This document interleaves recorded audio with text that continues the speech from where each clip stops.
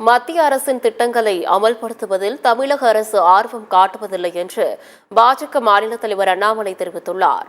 கோவை சிட்ரா பகுதியில் செய்தியாளர்களை சந்தித்த அவர், மத்திய அரசு மீது மாநில அரசு தொடர்ந்து பழி சுமத்தி வருவதாகவும், மத்திய பட்ஜெட்டில் தமிழ்நாடு எந்த விதத்திலும் புறக்கணிக்கப்படவில்லை எனவும் கூறினார். கடந்த ஆண்டுகளை விட இந்த முறை அதிக அளவு திட்டங்கள் தமிழ்நாட்டிற்கு வழங்கப்பட்டுள்ளதாகவும் அண்ணாமலை தெரிவித்தார். ஒரு மரத்தை வெட்டுறதுக்கு 8 மாதம் ஆயிருக்கு. தமிழ்நாடு அரசு பர்மிஷன் கொடுக்குறாங்க. மதுரையில் இந்த புதுசாக வந்திருக்கக்கூடிய அந்த டெண்டர் யார் எடுத்திருக்கிறாங்களோ 8 மந்த்ஸ் அவங்க அப்ளை பண்ண தேதிக்கும் மரத்தை கட் பண்ண அவங்க கொடுத்த நாளுக்கும் 8 மாதம் ஆயிருக்கு. நாம் இன்றைக்கி நம்முடைய முதலமைச்சர் பேசுனதை கூட போட்டிருக்கோம். அதனால் எங்களுடைய கோரிக்கை மத்திய அரசு கொடுத்தும் கூட மாநில அரசு அக்கறையோடு அதை செயல்படுத்த வேண்டும் என்பதுதான் எங்களுடைய கோரிக்கை. ஆனால் சென்னை மெட்ரோவை பொறுத்தவரை உங்களுக்கு தெரியும், அது மத்திய அரசும் மாநில அரசும் இணைந்து செயல்படுத்தக்கூடிய ஒரு ப்ராஜெக்ட்.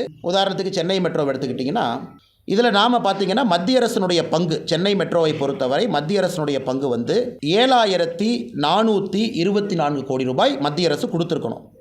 ஏன்னா இதில் ஈக்குட்டியாக 11.2%, டெப்டாக 4.2%. ஸோ டோட்டலாக பார்த்தீங்கன்னா 15.4% மத்திய அரசு காம்பனண்ட். மாநில அரசும் 11.2% ஈக்குட்டி, 4.2% டெப்டாக கொடுக்கணும். மாநில அரசும் 7,424 கோடி ரூபாய். நம் இருவரும் இணைந்து ஈக்குட்டியும் கடன் வாங்கினது சேர்த்து 15.4.